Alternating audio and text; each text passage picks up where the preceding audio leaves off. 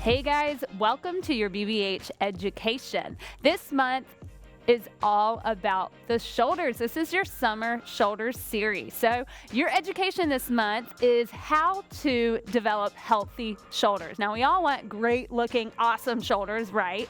Nice, strong shoulders. That's what your workouts are gonna focus on. They're also gonna focus on mobility. So mobility is something I wanted to talk about today because poor shoulder mobility is something that a lot of people deal with that they don't even realize they're dealing with, and it is directly related to shoulder pain, shoulder impingement, but also lower back pain. So if we don't have proper shoulder mobility and we're pressing up overhead, a lot of times often we'll see an arch in the lower back that has to compensate so that you're able to get that range of motion. So we're going to be checking shoulder range of motion and really help you improve that with this video here, but also in the workouts this month so that you're really rocking some awesome looking but very functional shoulders. So I'm going to bring out Scott Stinnett, a BBH trainer. You're going to recognize him in one of your extra burn videos for the month, and he's going to help us today. Say hey, Scott. Howdy. Hey, Scott. Okay, so he's going to help me share with you what good shoulder mobility looks like. So the first thing we're going to do is a shoulder mobility assessment. I'm going to have Scott turn around. We're going to check internal and external rotation of the shoulder. So Scott's going to reach around his back both ways. You're going to do this at home, guys, and you're going to get somebody to take a picture. So that's actually really excellent shoulder mobility. His hands are touching. That's ideal. You want at least to be as close as a fist width in between the hands. Let's check the other side. You're going to want to take a picture of both sides and take it. So we see on this side, there is a little bit of limited range of motion. So this is what you're checking for at home. Take your picture after the month's program. We want to see if it's any better. So thanks for that, Scott. We know we've got a little bit of work to do. The next assessment, I'm going to bring Scott down to the floor. He's going to keep his feet flat on the mat, and he's going to press the low back into the floor, the rib cage into the floor, and reach the right arm straight up. Now, without letting the neck get involved, reach up above the head and see if that thumb can reach and touch the floor behind.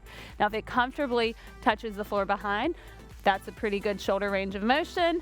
Bring it back. We're going to test the other side.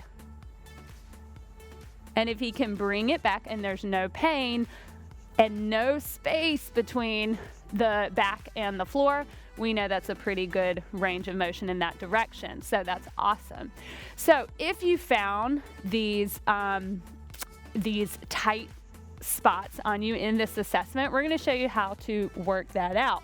Always starting with myofascial release. So Scott's going to show you how to kind of roll the lats right now, right in the armpit, which can often be a lot tighter than we think. He's gonna play around. He's getting right in that armpit, guys, like pretty high. You don't wanna feel like you're on the rib cage down here. So he's really kind of high up. He's playing around with internal, external. So this is internal rotation of the shoulder. This is external. So he's just moving that around, looking for those tight spots. When he finds a spot, he's gonna rest on it. He's going to breathe through it and just wait for the intensity to wear off a little bit. And then he'll move on and find another spot. So a lot of times with shoulder mobility issues, the real issue is tightness in the chest. So we're also going to break up the tissue in the chest. Scott's going to show you how that's done. We're going to get right in the pec muscles, the anterior delt. So again, playing around with that internal rotation, external rotation, so that you can find these tight spots.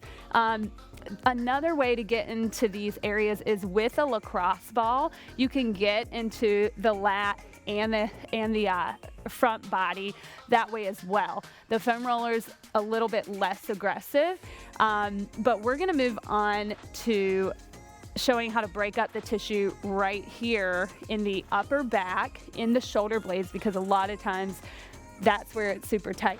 So I've got lacrosse balls here. You can start with tennis balls because they're less painful. We're gonna start in the mid back. So I'm gonna have Scott place these on his mid back. And they should almost be touching. So they're going to be surrounding the spine, almost touching.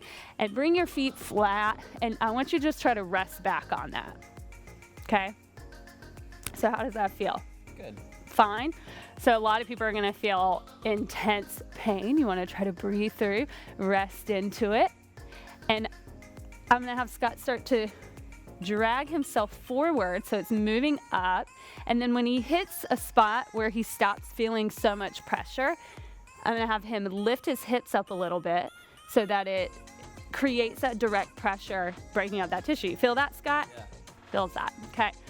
So he's going to continue slowly. We're going a little faster for these educational videos, but he's going to slowly work his way up until he hits the trap. So the very top, your neck area, which we hold a lot of tension in these areas, guys. So this can be quite painful. So again, start with tennis balls if you need to. Okay, so how's that feel? Lift the hips up, create the direct pressure, breathe through it. How's that feel? Tight. Yeah. So again, we're just breaking up that tight tissue, guys, before we get into some stretches. So let's see where he is here. Move it on up, Scott. There we go, right there. Lift the hips up, creating that direct pressure. Good. Okay. So you can come out of that nice and slow. Good job. And then we're going to show you how to stretch. Again, because a lot of the tightness comes from the front body, stretching the back body, weakening the back body, we're going to first stretch our chest. Now, I don't have a wall here, so Scott's going to be my wall. We'll do a little partner chest stretch. If you're at home, you can find a door frame or a wall. Make a nice like L shape with your forearm, and you're going to press against it and turn your body away. Now, we're not actively pushing against each other. We're just using each other as leverage, just opening up that chest. Drop the shoulder down, take a deep breath in. And again, you want to hold these stretches for a good 30 seconds, up to 2 minutes. The longer, the better. And you want to do these daily. Now, a little range of motion activity. If you can find a broomstick at home, you're going to grab hold of the broomstick. Go slowly with these, because if you truly have a lot of tightness in the muscles, this is kind of a risky mobility drill to do if you're not careful with it, because you're going to spin the arms around all the way around. And that's really good. Scott's hands are a lot closer than what most people's will be. So if you need, just hold a light grip there. Yeah. And then if the broomstick needs to spin in your arms, you're going to want to do that. So again, this is a great assessment tool, guys, for how close your hands are together. So if you want to kind of take a video on day one of how close your hands are together, you've got to keep them straight around the entire time. So that's where you're looking for a spot on that bar. Where can I keep my arms straight and still pretty comfortably spin it all the way around, right? Okay, that's pretty good. Okay, bring it back around. Do that about 8 to 10 times. That's going to be a great mobility drill before you get started on your workouts. Finally, we want to create mobility through movement. So stretching is great, but a lot of times we need a little bit of resistance to build better mobility. So again, I'm going to have Scott come back down to the floor and bring his arms out in a nice field goal or cactus position. Relaxing the neck. He's going to squeeze the shoulder blades together, and he's going to bring the arms up overhead straight until he gets the arms perfectly straight. Bring it back in and release. So keep going with that, Scott, a few times. Now, it might be really hard for you to get those straight arms right now. Again, we're building. So take note of these things. Notice what you're feeling. This is going to feel like a lot of work. What we're trying to get here is downward, inward rotation of the scapula as he extends up, and then, or downward, inward as he comes back, and then outward, upward as he extends up. So really focus on what those shoulder blades are doing as you come down and what they're doing as you come up and reach up overhead. And it's this mind-body connection that I want you to have when we're doing overhead press in the workouts.